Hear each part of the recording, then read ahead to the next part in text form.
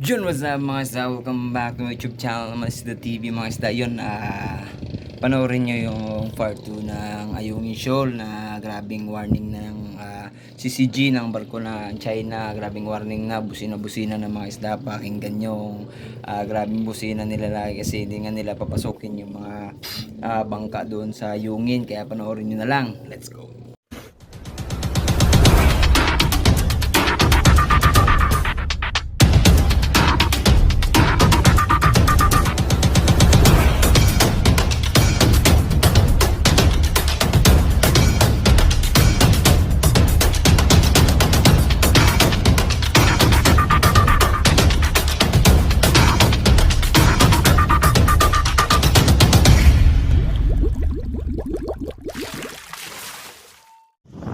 Yun, what's up mga isda, magandang umaga sa inyong lahat at pampaano lang natin mga isda yung mga CCG na to mga isda. O nakikita nyo yung kanilang mga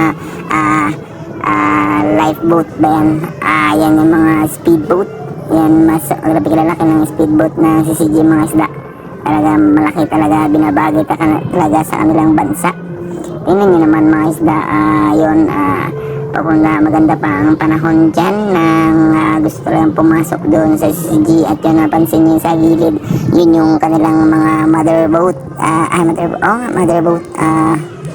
mothership, ganun, hindi ko lang sure. Yan yung binibidyohan mga sa yan, tingnan mo papunta na sa atin, umaga pa yan at yun palapit na yan sila mga kaisda at titignan natin kung makakapasok na talaga tayo sa Ayungin Shoal na inaangkin nila.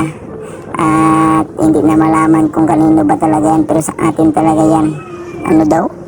Ano bang sinasabi mo? Yan, tingnan nyo naman mga isda, papunta na tayo dyan sa Ayungin Shoal, ang pinag-aawayan ng China at Pilipinas. Ewan ko kung nagkasundo na ba, bakit mahigpit na naman sa bagay.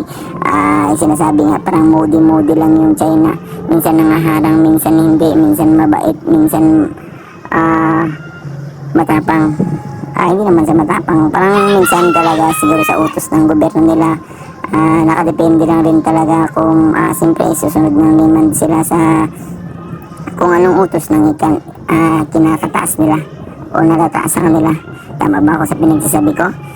Tingnan nyo naman mga isda, yung rubber boat nila dyan kasya ng stag sobra 10, mga 12, 15 sa atin yung rubber boat natin sa Pilipinas. Nakita nyo man sa ibang vlog natin, 2 tao lang, 4, hirap na. Kasi sobrang liit naman, alam niyo naman ang ating bansa, maliit din compare sa kanila. Na malaki masyado yung laki ng yun nila mga isda. Maliit lang yun yung Philippine Coast Guard dyan sa Coast Guard nila. Laking barko ng Coast Guard nila dito sa Ayungin Shoal. At yan, panoorin yung mga isda kung anong gagawin nila o paghaharang nila sa atin.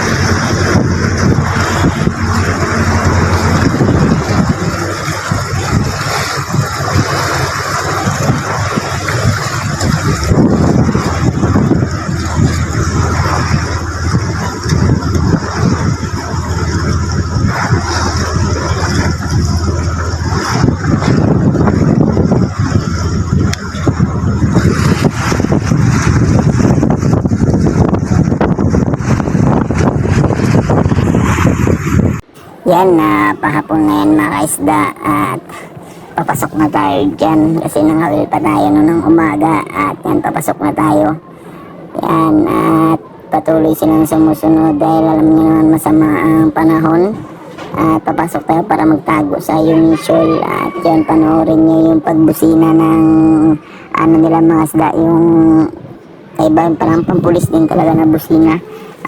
Pakinggan nyo mga isda yung pagbusina mamaya sa ano nyo lang yung full video talaga nito mga isda, panoorin nyo para masubaybayan nyo talaga yung ang pagharang ng China at ang busina mga isda. Tingnan nyo. Yan na nga, at sumusunod yan sila hanggat hindi kayo nakakapasok sa barrier ng Ayungin Shoal ay hindi kayo niya naharangin. Gabay-gabayan na kayo, bodyguard lang sila, pero pag action na kayo papasok sa Ayungin Shoal, yan na. Diyan na sila harang, panoorin nyo yung pagbusina nila at yung napa-stop na lang ang mother boat dyan dahil nakaharang na sila, hindi na magpapasok. Kahit na masama na yung panahon na wala silang pakialam, basta yun yung utos sa kanila na wala nang papasukin ng mga Pilipino mga isda dyan sa Ayungin Shoal, dyan sa West Philippine Sea. Pakinggan nyo yung busina nila mga isda, pampulis din talaga na busina. Tingnan nyo.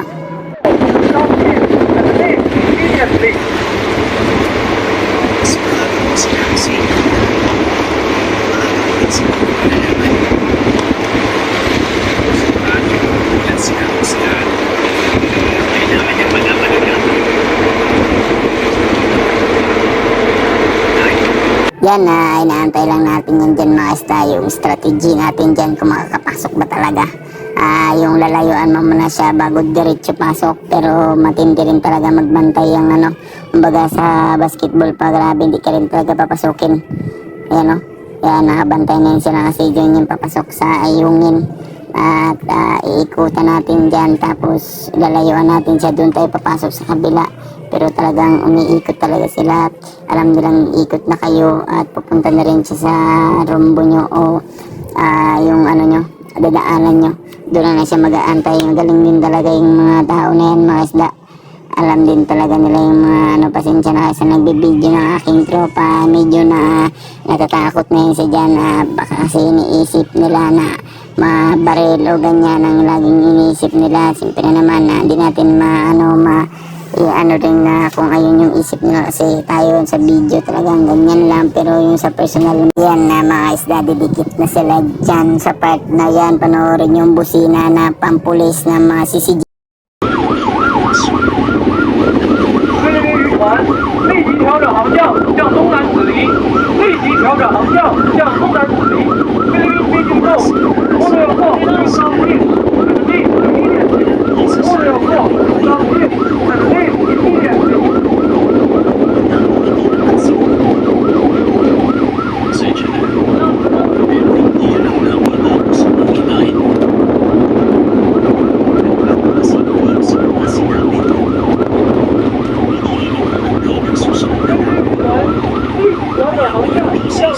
再给绕远绕向。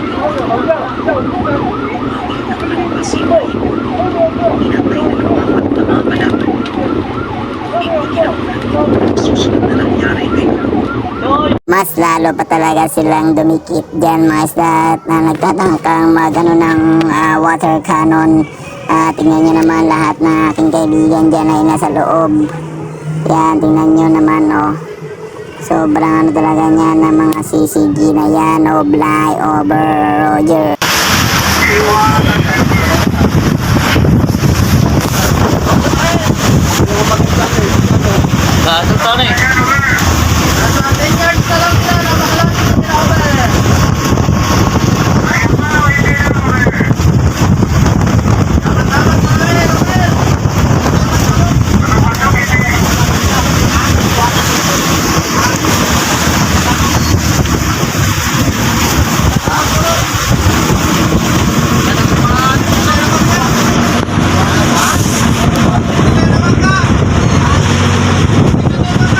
Yun, maraming salamat sa walang sawang sumusuporta sa Isda TV dyan. At God bless sa lahat at ingat-ingat sa mga nag-alaot. At yun, shoutout nga pala dyan kay Tol Ariel, pare Jake Jordan at si Elmer Bitonyo, shoutout sa inyo. At kay Ivan De La Cruz, shoutout din siyempre. At yun, comment lang sa kung sino magpapa-shoutout dyan. Kaya God bless always at share na rin. Thank you na marami.